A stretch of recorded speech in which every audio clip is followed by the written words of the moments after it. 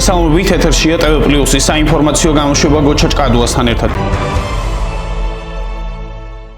კინორეჟისორი გოგა ხაინდრავა ქუჩის აქციებში ხელოვანების მონაწილეობის შესახებ სოციალურ ქსელში პოსტს აქვეყნებს. ბუღაძის სინდრომი მდგომარეობა, როდესაც ვადაგასული ხელოვანები შიდა პროფესიაში შექმნილი ვაკუუმის გამო პოპულარულობას ქუჩაში ეძებენ. მიტინგებზე, კონფერენციებად, ბარიკადებზე გავროშებად, ტელესაროსკიპოებში, პოლიტიკა აქტივისტებად, რეალურ ცხოვრებაში კი ხელმოცარულ ფარჩაკებად გვევლინებიან, წერს ხაინდრავა.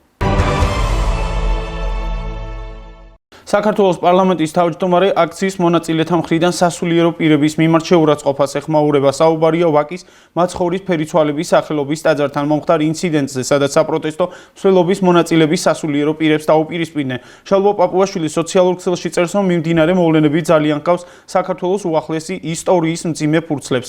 ნებსი თუ უნებლიეთ, მიმდინარე მოვლენები გვაფიქრებს და გვახსენებს ჩვენი მრავალტანჯული სამშობლოს მძიმე ისტორიას. აგრესიულმა ბოლშევიზმმა გასულ საუკუნეში ჯერ სახელმწიფო დაგვაკარგვინა, შემდეგ კი ეკლესია დევნად და დაიქვემდებარა. ამ დღეების მოვლენები კვლავ აქტუალურად ხდის პატრიარქი ამბროსის სიტყვებს, რომლითაც მან გენუის კონფერენციას მიმართა საშუალება მიეცეს ქართველებს თვითონ სხვადასხვა ძალაუტანებლივ და უკანახოდ მოაწყოს თავისი ცხოვრება, ისე როგორც ეს მას უნდა.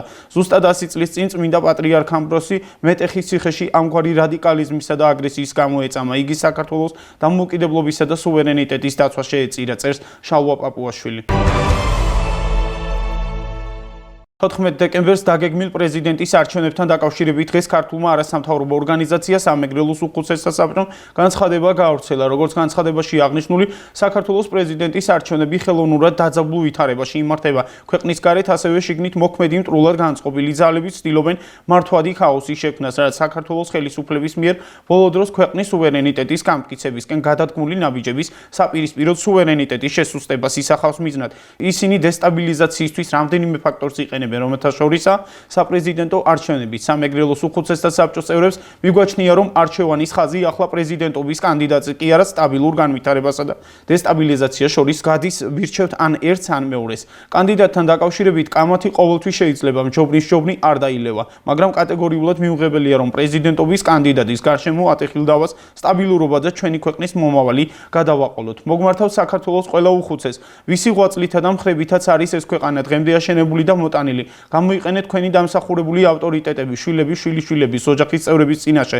ნუ შეუწყობენ ხელს მტრების მიერ დაგეგმილი სახელმწიფო გადატრიელების განხორციელებას. მოგმართავ სრულიად საქართველოს, მიმართავ ჩვენი ქვეყნის თითოეულ მოქალაქეს. მიუხედავად ხელისუფლებასთან დამოკიდებულებისა, განსხვავებული საგარეო ორიენტაციისა, ეთნიკური და რელიგიური კუთვნილებისა, სქესისა, განათლებისა და პოლიტიკური სოფლმხედველობისა. ნუ დავძაბავთ ისეთ დაძაბულ სიტუაციას, ნუ შეუწყობთ ხელს ჩვენი ქვეყნის მტრებს პროვოკაციის მოწყობაში. დაეუფლებამოსილმა პირებმა აირჩიონ პრეზიდენტად ის კანდიდატი, ვინც მმართველმა პარტიამ შეარჩია და ვისაც გააჩნია ყველა ის თვისება, რომელიც საჭიროა ამ პოსტზე ღირსეული მოღვაწეობისთვის, ნათქვამია უხუცესთა საბჭოს განცხადებაში, რომელსაც ხელს საბჭოს თავმჯდომარე ფრიდონ ინჯია და გამგეობის წევრები აწერენ.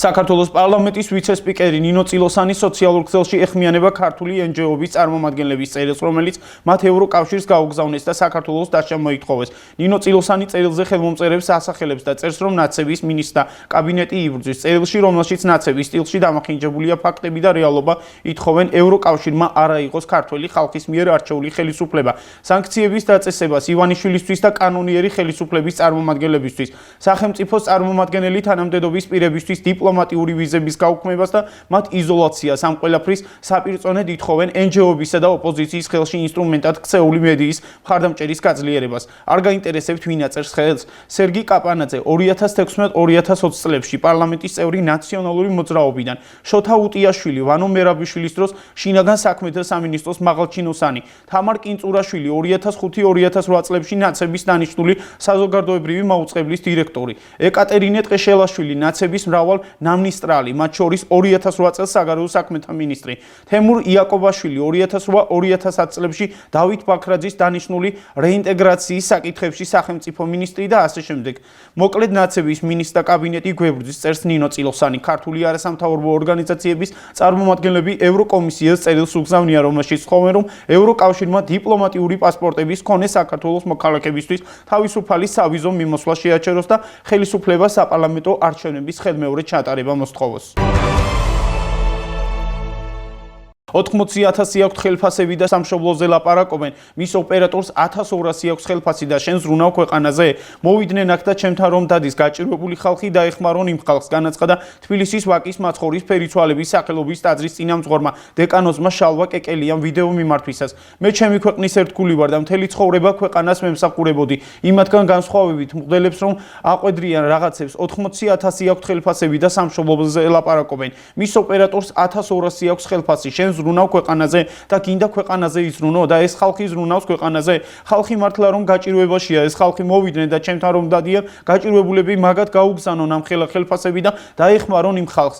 ჩამტკვარები არიან თავის ქონებაში და ხალხს იყენებენ მართლა უნამუსოები და მართლა ქვეყნის გამყიდველები, არანაირი ღირსება არ გააჩნიათ. მე ამ ქვეყნის შვილი ვარ, ამ ქვეყნისთვის ცხოვრობ. ქართველი ვარ და საქართველოზე მეტად დედამიწაზე არც ერთი ქვეყანა არ მიყვარს. ყველა მიცოდეს ჩემს გულში, ჩემს სულში ქვეყნის სიყვარული გარდა არაფერი ყოფილა. დაელაპარაკეთ იმას, ვისაც ქვეყანა არ უყვარს და ვისთვისაც ქვეყანა საშოვარია. ქვეყნის მსახურება კი არ გინდათ. თქვენ გინდათ რომ თქვენი ქვეყანა მოგემსახუროთ. ყველას გეხებათ ეს, ვისაც ქვეყანა პირადი სარგებლობისთვის გაქვთ, განაცხადა დეკანოზმა. კახეთში სამუშაო ვიზიტით მყოფი კულტურისა და სპორტის მინისტრის მოადგილე ბექა დავითულიანი რეგიონში სახელმწიფოს წმუნებულს გიორგი ალადაშვილს შეხვდა. გუბერნატორმა სტუმარს მინისტრის მოადგილე დანიშნა, მიულოცა და წარმატებები უსურვა. ბექა დავითულიანმა და გიორგი ალადაშვილმა ისაუბრეს მომავლის გეგმებსა და პერსპექტივებზე. განსაკუთრებული ყურადღება გაამახვილეს თანამშრომლობისა და ურთიერთმხარდამჭერის მნიშვნელობაზე. ხალხის ძალის თავმჯდომარე სოზარ სუბარი 86 ხმით პარლამენტის თავმჯდომარის მოადგილე დაირჩიეს. დღესვე ქართულმა ოცნებამ გიორგი ვოლსკი ტერიტორიული მთლიანობის აღდგენისა და დეოკუპაციის საკითხებთან დაკავშირებული დროებითი კომისიის თავმჯდომარის პოზიციაზე კვლავ დაამტკიცა. გიორგი ვოლსკის ხელახალ დანიშვნას მხარი 80 დეპუტატმა დაუჭირა.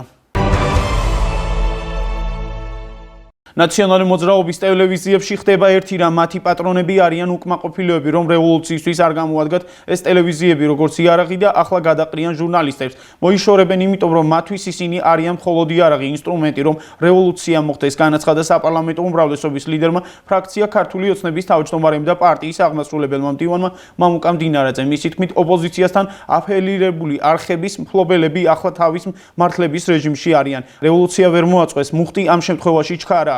სიმართლე არ არის მათ მხარეს და ტყუილი ვერ გააქვთ და ვინაიდან ამ ტელევიზიებმა ვერ შეძლეს რევოლუციური მუხტის აგორება, შესაბამისად ამისა ისინი უკვე გამოუყენებლები არიან მათი პატრონებისთვის. ახლა ისინი თავს იმშვიდებენ, ორი მხარეა შიგნით. ერთის ბიძინა ივანიშვილს და ქართულ ოცნებას აბრალებს, მეორეც ბიძინა ივანიშვილს და ქართულ ოცნებას აბრალებს.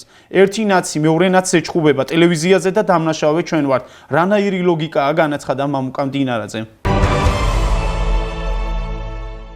7 დეკემბერს რუსთაველის გამზირზე მიმდინარე აქციიდან და მიმდინარე ქუჩებიდან საგანგებო სიტუაციების კოორდინაციისა და გადაუდებელი დახმარების ცენტრის ჯგუფებმა სამედიცინო დაწესებულებებში გადაიყვანეს 14 ადამიანი. ინფორმაციას ჯანდაცვის სამინისტრო ავრცელებს. უწყების ცნობით მათ შორის აქციის 10 მონაწილე, მედია საშუალების 2 თანამშრომელი და შინაგან საქმეთა სამინისტროს 2 წარმომადგენელი. ამასთან სამედიცინო დახმარება ადგილზე გაეწია ყველა მოქალაქეს, ვისაც ამის საჭიროება ჰქონდა, თუმცა არ ესაჭიროებოდათ ჰოსპიტალიზაცია. მედიკოსების მეთვალყურეობის ქვეშ კლინიკებში მკურნალობას 3 პაციენტი აგრძელებს. დაშავებულებს ტანისა და თავის არეში აღინიშნებოდა სხვადასხვა სახის დაზიანებები, ასევე ჩივილები. მათ სიცოცხლეს საფრთხე არ ემუქრება. დაშავებულთა ნაწილმა სამედიცინო დაწესებულებები ექიმის რეკომენდაციით ან და საკუთარი სურვილით დატოვა. აღნიშნული მონაცემები მოიცავს საგანგებო სიტუაციების კოორდინაციისა და გადაუდებელი დახმარების ცენტრის მიერ ჰოსპიტალიზებულთა რიცხვს. ნათქვამია ინფორმაციაში. სასულიერო პირებს დაუპირისპირდნენ დაპირისპირება ვაკის მაცხოვრის ფერიცვალების სახელობის ტაძართან მოხდა. საპროტესტო მსვლელობის მონაწილეების მხრიდან ადგილი ჰქონდა სასულიერო პირების მიმართ სიტყვიერ შეურაცხყოფას. მოგვიანებით მამა შალვა კეკელიამ მომხდართან დაკავშირებით ვიდეო მიმართვაც ჩაწერა.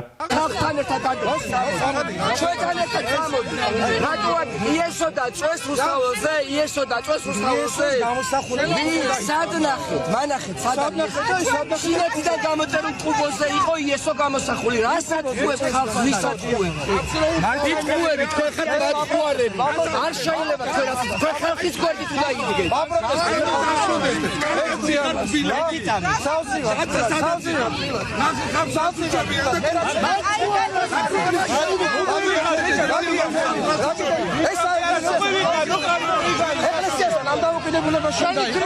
არ გინდა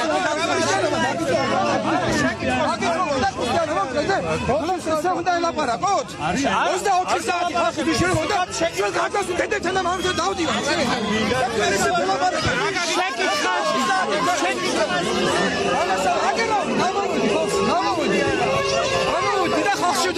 Damesу ხალხში ვიდა კეთილი ჩემი ცხოვრება.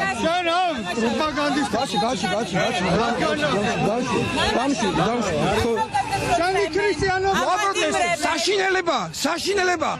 ეგ არის საშინელება. ადამიანის ცემაზე ცუდი გედამიწაზე არაფერი არა. საშინელებაა და ყველა ადამიანი, ვინც ადამიანზე ხვერს აღმართავს და ვინც ბავშვს გაალახავს, არის ღვთის გმობა და ადამიანის გმობა. ეს არ შეიძლება. ხო? თქვი ქადაგებაში. ქვიდა დაუგმეკიდევაც. გავაპროტესტე ბავშვების ცემა, ვინ არ გავაპროტესტა? პირველი მე ვთქვი და როდესაც გაალახეს ბავშვი გავაპროტესტე. როდესაც ნახეთ ჩემი ინტერვიუ თუ არა მას გავაპროტესტებული. მამაშალო, ბევრი სასულიერო პირი ქაშვეთანაც იყო ხოლმე დარბევების როგორ არ ვიყავი ქაშვეთ და პარაკლისზე ვიყავი ქაშვეთში. გარეთ იყავი? ქაშვეთში ვიყავი პარაკლისზე. ქაშვეთზე ვიყავი, მაგრამ მე ყოველდღე ვიხდი პარაკლისს და ღამისევის ატარებს წერს რომ დაძაბულობა და ხალხი ერთმანეთი არ დახუს მაგის გამო. ყოველდღე ვლოცულობ და ერთი წუთი არ ვძინებია. ჩემი ქვეყნის და ჩემი ერისთვის.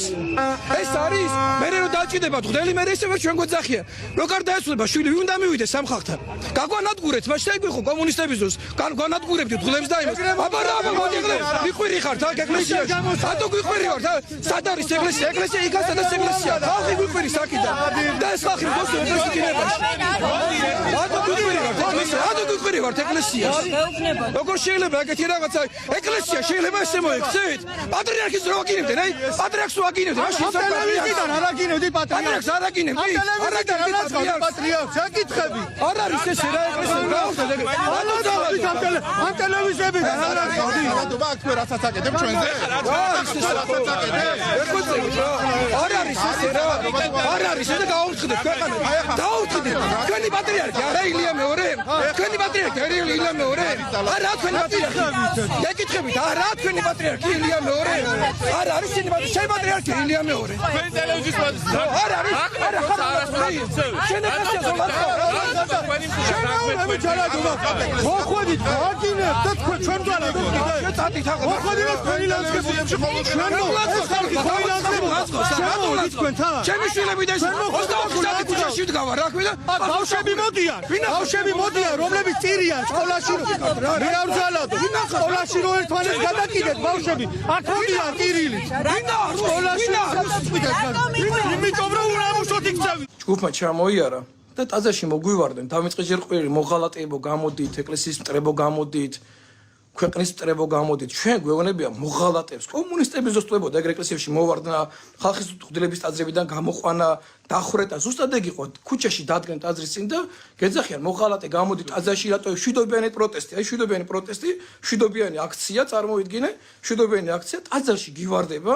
და გიყვირიან და გეუბნებიან გამოდი გარეთ შემოღალატე შენ ქვეყნის მტერო შენისა უბრალოდ მე რა არ მესმის იცი აი რა ამით რა საღწევთ ამით რა უნდა მივიყოთ ამით აი და ეკლესიის გმობით პატრიარქის გინებით ტელევიზიები რომლის ეთერებში პატრიარქის აგინებდნენ ლანძღავდნენ არასდროს ხმა არავის არ ამოუღია იმ კუბოსთან დაკავშირებით რო იძახიან და მე წარმოიდგინე პირდაპირ წერია იმ საიტზე თუნდაც მაგ კუბოზე ზოგიერთი მოდელი რო ამართებს და რაღაც რო ლაპარაკობს პირდაპირ წერია იმ საიტზე რომ ეს კუბო ის ჩინური არის იესო ქრისტეს გამოსახულებით მე არ მინდა დავიჯერო შეგნებულად გააკეთეს მათ მაგრამ მე როცა აღვნიშნე თქვი რომ თუ ადამიანებმა ეს შეგნებულად გააკეთეს ეს არის მტრობა აი სხვა კი არაფერი არ იყო იმ ჩემი ცოლის დაქალებში გდელი რო იყო ბავშვი ხატი დაახევინეს ფილმში რო იყო იმ სერიალში რატომ იყო ადამიანებს მიაჩვენ ამ ხატის დახევა წმინდა ხატებზე ვიღაცების სურათების გამოხატვა ესე დაიწყო კომუნიზმი სხვა კი არ დაწყებულა ეს როშნია რუსოფილები ხართ თქვენ ვინც ამას მეუბნებით და რუსული ნარატივები გაქვთ თქვენ ვინც ამას ლაპარაკობთ ესა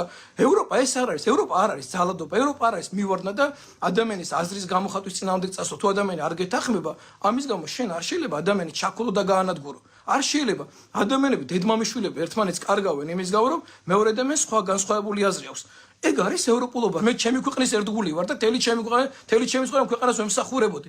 იმათგან განსხვავებით. ღლებს რო აყვედრია რაღაცებს. 80,000 ხელფასები აქვს ისინი სამშობლოზე ლაპარაკ გაჭირებულებს და მის ოპერატორს ჩვეულებრივ პატოს 1200 აქვს ხელფასი. შენ ამ ხელფასზე შენ ზრუნო ქვეყანა შენ გინდა ქვეყანაზე იზრუნო? ეს ხალხი ზრუნოს ქვეყანაზე? სპეციალური საგამოძიებო სამსახური TV პირველის თანამშრომლებზე თავდასხმის ფაქტთან დაკავშირებით მიმდინარე გამოძიების შესახებ განცხადებას ავრცელებს. Გსურ საზოგადოებას მივაწოდოთ ინფორმაცია 2024 წლის 7 დეკემბერს ქალაქ თბილისში გრიბოედოვის ქუჩაზე ტელეკომპანია TV პირველის თანამშრომლებზე განხორციელებულ თავდასხმის ფაქტთან დაკავშირებით მიმდინარე გამოძიების თაობაზე ამ დროისთვის გამოძიების ფარგლებში ჟურნალისტისა და ოპერატორზე თავდასხმაში მონაწილე პირების და მათი თანამზრახველების იდენტიფიცირების, ასევე გადაადგილების მარშრუტის დადგენის მიზნით შემოწდა შემთხვევის ადგილის სიახლოვეს და ძველი თბილისის რაიონის სხვადასხვა ქუჩებზე განთავსებული 35 ობიექტის სამეთვალყურეო ვიდეო კამერები, რომელთა დიდი ნაწილიც გადაუდებელი წესით და სასამართლოს განჩინების საფუძველზე ამოღებულია. თავდასხმის სამსახურ კადრებზე ასევე გამოძიების მიერ მოპოვებულ სათვალთვალო ვიდეო კამერების ჩანაწერებზე, სადაც აღბეჭდილია დანაშაულებრივი ჯგუფის წევრების გადაადგილება. ვიდეო ხარისხის გასაუმჯობესებლად ჩანაწერებში ასახული პიროვნების იდენტიფიცირების, მათი აღნაგობის სიმაღლის, სიარულის მანერის და სხეულის სხვა თავისებურებების დასადგენად, მათ შორის გამოძიებისთვის საინტერესო პიროვნებებთან შესადარებლად.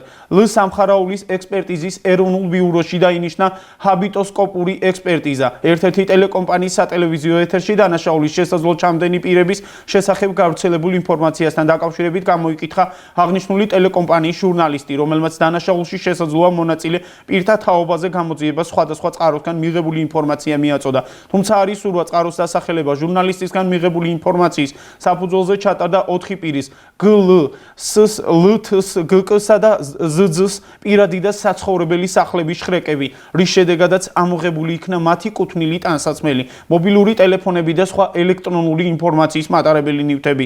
მოხდა დასახლებული პირების და მათი ოჯახის წევრების გამოკითხვა, გამოძიების მიერ დათვალიერდა ამოღებული მობილური ტელეფონები და სხვა ელექტრონული ინფორმაციის მატარებელი ნივთები, რის შედეგადაც მათ მეხსიერებაში დაცული ინფორმაციის აღდგენის მიზნით ლ-სამხარაულის სასამართლო ექსპერტიზის ეროვნულ ბიუროში დაინიშნა კომპიუტერული ექსპერტიზა. გამოძიებისთვის საინტერესო პიროვნებების დაზარალებულთან შესაძლოა ფიზიკური შემხებლობის და გენეტიკური პროფილების დასადგენად ლ-სამხარაულის სასამართლო ექსპერტიზის ეროვნულ ბიუროში დაინიშნა კომპლექსური ბიოლოგიურ, გენეტიკური, ტრასოლოგიური და ქიმიური ექსპერტიზა. ვიდეო მასალის შესწავლითა და სხვა საგამოძიებო მოქმედებების შედეგად დადგენილი და გამოკითხული იქნა ინციდენტის შემწრე და მიმდებარე მცხოვრები 10 მოქალაქე. საპატრულო პოლიციის დეპარტამენტიდან მოთხოვნილი იქნა ინფორმაცია შემთხვევის ადგილის სიახლოვეს მყოფი პოლიციის თანამშრომლების ბორტის და სამხედრო ვიდეო კამერის ჩანაწერების თაობაზე. სატელეფონო ანზების და გამოძიებისთვის საინტერესო პირების გადაადგილების შესასწავლად მობილური ოპერატორებიდან მიმდინარეობს ინფორმაციის გამოთხოვა, დამუშავება, დაზარალებულთა ჯანმრთელობის მდგომარეობის დასადგენად დანიშნულია სამედიცინო ექსპერტიზა. საქართველოს პროკურატურის მიერ ჟურნალისტი მაკა ჩიხლაძე და ოპერატორი გიორგი შეწირული დაზარალებულად იქნენ ცნობილი. საქმეზე გამოძიება ჟურნალისტისათვის პროფესიულ საქმიანობაში ხელის შეშლის, ძარცვის და ჯანმრთელობის დაზიანების ფაქტებზე საქართველოს სისხლის სამართლის კოდექსის 154 მუხლის მეორე ნაწილის, 118 მუხლის მეორე ნაწილის და 178 მუხლის მესამე ნაწილის A ქვეპუნქტის კვალიფიკაციით მიმდინარეობს. სპეციალური საგამოძიებო სამსახური ჟურნალისტებზე თავდასხმაში მონაწილე პირების იდენტიფიცირებისა და სისხლის სამართლებრივი დევნის დასაწყებად კანონით მოთხოვნილი მტკიცებულებათა სტანდარტის შესაქმნელად უწყვეტ რეჟიმში განაგზობს საგამოძიებო და საპროცესო მოქმედებების ჩატარებას ნათქვამია განცხადებაში. ასეთი იყო საინფორმაციო გამოშვება, მე კი დროებით გემშვიდობებით, თქვენ კი დარჩით TV+-ის არხზე. მადლობთ, რომ გვიყურებთ.